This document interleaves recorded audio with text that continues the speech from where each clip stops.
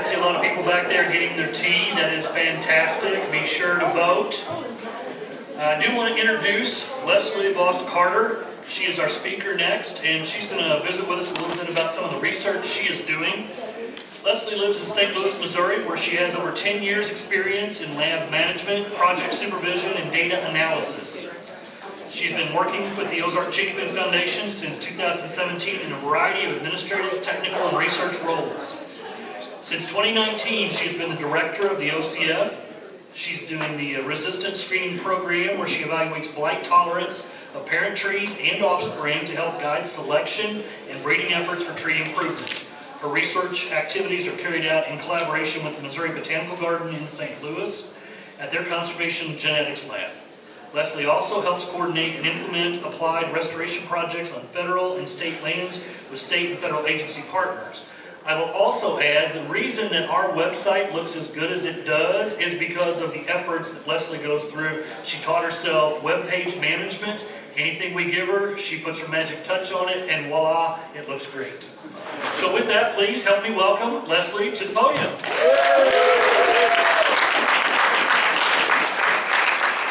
Hey everyone. I'll get started after we dim the lights a little bit.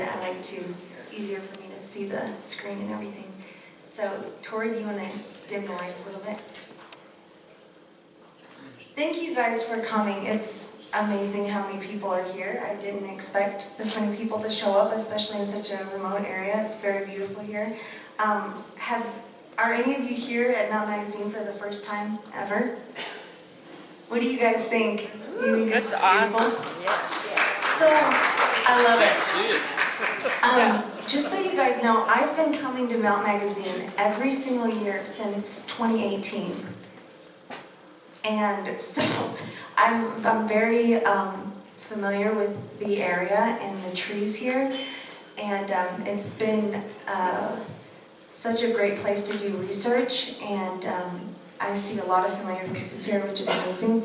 And like they've already said, my name is Leslie, and I am in charge of our resistance screening program, and I'm going to tell you guys a little bit about that today. And what it means for us that we've been able to have this program as part of our breeding program.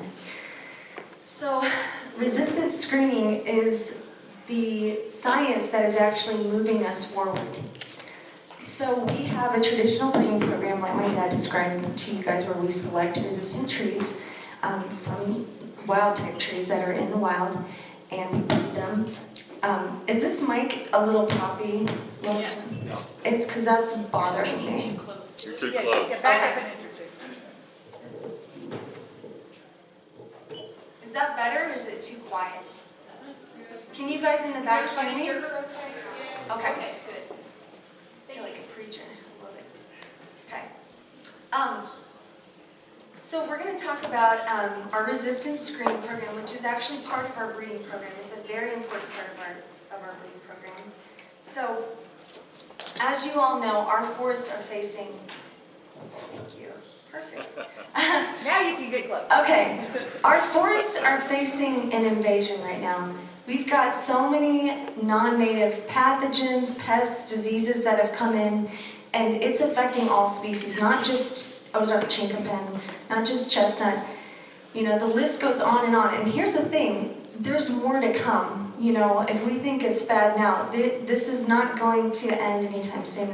We're going to keep having more diseases coming in, different things, and this is just how it is. And that's the bad news, but here's the good news, and that's what I love about the work that we get to do, is that we have good news to share with you guys. It's not just doom and gloom. You know, we actually are going somewhere with this. And the good news is that we have natural genetic variation that exists in wild populations of trees. And from that, we can put those trees into a breeding program, a resistance breeding program like we have, and we can develop trees with resistance for restoration.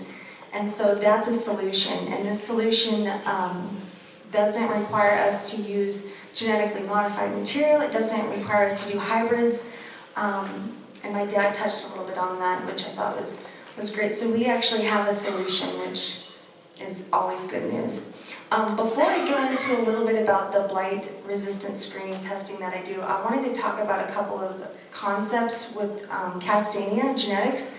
And if you understand these concepts, it helps you to understand our breeding program a little bit more and how resistance is possible. So blight resistance varies between species, chestnut species. It varies between populations, and it varies between individuals within a given population. Blight resistance is quantitative, meaning it's more than one gene. It's not a single gene that's making the host tree resistant. It's a lot of different genes. Okay, so that's important to keep in mind. The first clue that we had that that was the case is that if it was one or two genes or some kind of a dominant resistance, you would have had the range of phenotypes that you would see out in the wild would be either a blighted tree and a healthy tree. But since we have this variation of phenotypes, you have trees that have some tolerance, you have trees that are really susceptible and that die really young, and then you have trees that have resistance. So that was the first clue that this was not some kind of a dominant gene trait that the trees had. So the genetic background that's making the tree resistant is a lot of little genes, each making a little contribution towards the overall effect of the tree. The next point that I want to make is that resistance is extremely rare. It is extremely, extremely rare. I took a group out on a tour to look at some trees in Missouri, in southwest Missouri, and they were a little disappointed because there were a lot of trees in the area that I took them to see, but they were all blighted and just looked, terrible. And I think sometimes we take for granted because we do put so much effort into finding these, remnant resistant trees that we don't stop and consider that, the majority of trees that are out there in the wild, they are blighted and they're struggling to survive. So resistance is very rare. 2019 was a very pivotal year for the Ozark Chinquapin Foundation because in 2019 we started screening the trees for resistance. So before this, when we would select a tree, we would base it on certain criteria like how big the tree was, the size. Obviously it had to be symptom-free, and there were certain other criteria that we had to select the trees. But we didn't have any way at a high resolution to define, okay, which trees are the most resistant. So we were kind of slowed down in that respect. We didn't know or understand fully, how is the resistance inherited to the offspring? What percent? We weren't able to really quantify what percent of the offspring that we're developing from resistant parents when we cross them are resistant. We knew the genetic theories and the principles of applied tree breeding, which has been popularized since like the 1950s. This is just good old-fashioned tree breeding. So we had an idea theoretically, but we didn't know because we didn't screen the offspring. And the current methods that used to be around to screen the offspring, where you inoculate the tree and it takes forever, especially with Ozark Chinquapin, with this species, it takes a long time for the blight to kill it. Especially the larger the diameter of the tree and the more rugged the outer bark is, it takes longer for it to kill a tree. So it would take forever if all we did was think in terms of let's screen all these trees and then wait and see which progeny lives and then reselect it from that way. If we had done breeding that way, we would be way behind. The reason we're so far ahead is because we were very selective with the trees we chose for breeding that we put in our breeding population, and then we just boots to the ground just kept planting off the offspring and kept crossing. Well, in 2019, I started doing blight resistance screening, and I did something called a detached leaf assay, which is where I detached leaves from trees that we wanted to screen, and I inoculated them with a piece of chestnut blight.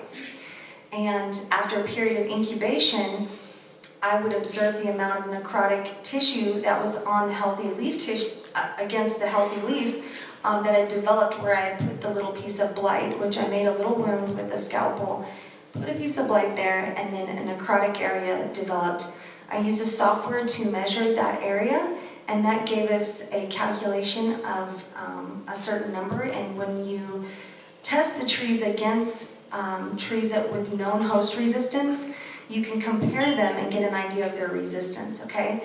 So we did this in 2019, and we were absolutely pleasantly surprised with the results. We knew that we had resistant trees and that we were crossing resistant trees, but it was just really validating for us to actually test some of the parents and some of the offspring and be like, oh wow, this is really great. Like we have just as much resistance as Chinese chestnut. So we know that these trees are thriving in the wild, and that we're making tomorrow's Ozark Chinquapin today. Really think about that. With the work that we're doing today is going to be the trees that are surviving and living for, you know, many, many years. So that was very, very exciting for us. So what this allowed us to do is to really rev things up and speed things up. So flash forward to 2021, I started doing a different technique to screen the trees for resistance. I started using an exogenous oxalic acid leaf disc assay. That's a mouthful to say, but basically it's a different method of screening, and I love this method because it is a lot easier. One of the most difficult parts about doing a detached leaf assay is, although it is more rapid than inoculating an entire tree and waiting to see how it responds to the chestnut blight, if you look at the bottom here, I had to actually cultivate chestnut blight and keep that living organism alive. And that is a lot of extra work, and it requires you know, a laboratory space to keep the blight alive. And the chestnut blight grows out of these pure cultures that I created. Here you can see the photo on the bottom. These cultures that I created, I had to transfer them to new plates every about, I think it was like 5 or 6 days or so, because it grows, you know. So the timing of it all, it's very time sensitive. It takes a lot of planning and advance. And what I love about this oxalic acid leaf disc assay is that it's portable, and it doesn't require me to have any chestnut blight. It's a lot faster. I get my results in less than 24 hours. It takes me time to process the data because I still use a plant software, which I'll get into in a second. But it's a lot easier. And so, before I explain how I do this technique that I use to screen the trees, I need to give you some context. And the context I'm going to provide for you is a little bit about chestnut blight. So this is what chestnut blight looks like. This is a canker. Are you guys familiar with with blight cankers? Have you guys seen those before? Or is this kind of new for you? So from this canker, I isolated this right here. And this is what it looks like. These are the fruiting bodies. This is an active canker. And so the way that chestnut blight causes these cankers is by secreting oxalic acid. It lowers the pH of the tissue, and it causes programmed cell death, and it girdles this part of the stem. So any part of the tree that has the blight, it'll start to form, and it'll grow around it to where it coalesces and it meets on the other side of it. And so it grows, chestnut blight grows in the cambium layer of the tree and in the vascular cambium, and that's where the tree is how the tree puts on new growth. It's also kind of where the nutrients and the water and stuff are moving through the tree. So if you disrupt that with a blight canker, you essentially kill the tree from the point of where the canker is and up. And so that's why when you see blighted trees, they don't look right. They look shrubby. They look like a humbled form of what they should be, which is a dominant canopy tree. They look shrubby and just not what they should look like, because what happens is they'll put up, you know, sucker sprouts. They'll keep resprouting. They'll only get so big, and then they're brought kind of back down to the ground. So what I want you to take away from this is that chestnut blight produces oxalic acid. So what the leaf disc assay allows me to do is I can take leaf tissue and expose it directly to oxalic acid and see how the leaf tissue responds. Instead of, using chestnut blight, I'm going directly to the oxalic acid, exposing the leaf tissue, and then observing how much living tissue is left on the leaf after, on the sample set of leaf discs, after I've soaked them in oxalic acid for a certain period of time. This little chart that I made up here, so this is not like a time-lapse thing or anything. These are each different Ozark Chinquapin trees, okay? They were soaked for the same amount of hours in oxalic acid, and the difference is that these are all different genetically. They're all unique trees. So this one right here, this leaf disc, there's no living tissue on there. Can you guys see that? Is that observable from where you guys are? This one right here has a little tiny bit of living tissue, and then when you get down here, you see this one has a lot of living tissue. So this gives us an idea about the resistance of a tree, because trees that are resistant to blight, they tolerate oxalic acid better than trees that are susceptible. Okay, so we don't fully understand all the mechanisms, we don't really have to, but this is the tool that I use to screen the trees, and it correlates extremely well with detached leaf assays and whole tree inoculations, which is really nice. So some of the trees that we use in our breeding program, I've screened them like 6 or 7 times, maybe once or twice with detached leaf assay, and then several times with this leaf disc assay, and they all fall in the same range, like when I screen them together repeatedly. So it's really nice that the repeatability of this test and the reliability of it. So let's kind of go into the details of how I do this.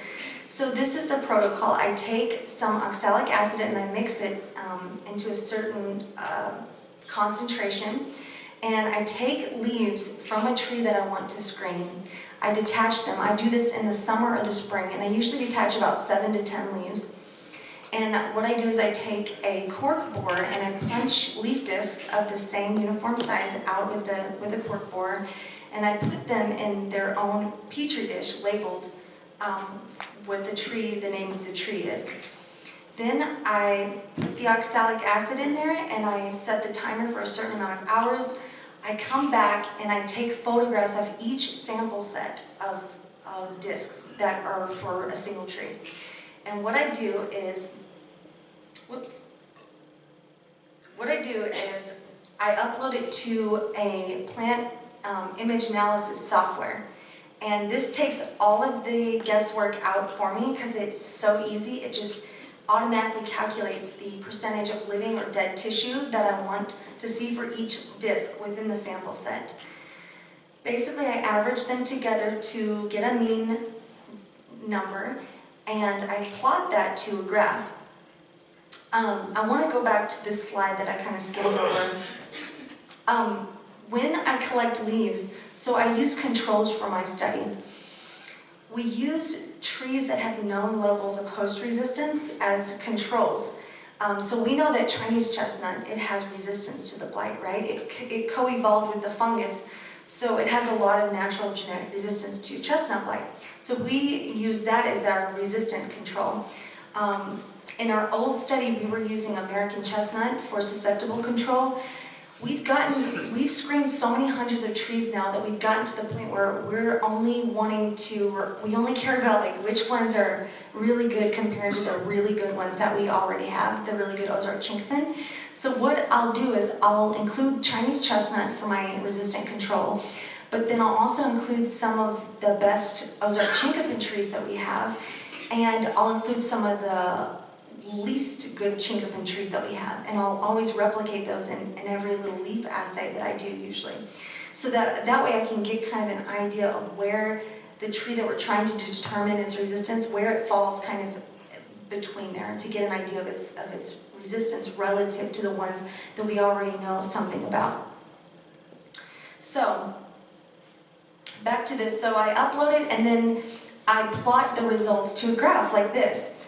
And on the graph, you'll see this is our resistant control. This is Chinese chestnut. This is one of the most recent leaf disc assays that I did at the research plot that we have, where we do most of our breeding. And this is the results. So basically, these bars This is the percent of living tissue. So the higher the bar, the more living tissue, which means the more resistant, right? So some of these trees I've tested multiple times, but most of them are trees that we didn't have any clue. My dad will say, you know, Leslie, I want you to test this tree, this tree, this tree, this tree. And I'll say, okay, and I'll collect the leaves, and I'll screen them, and then share with him the results. And from these results, that's how we decide, okay, now we have an idea, oh, we know that 37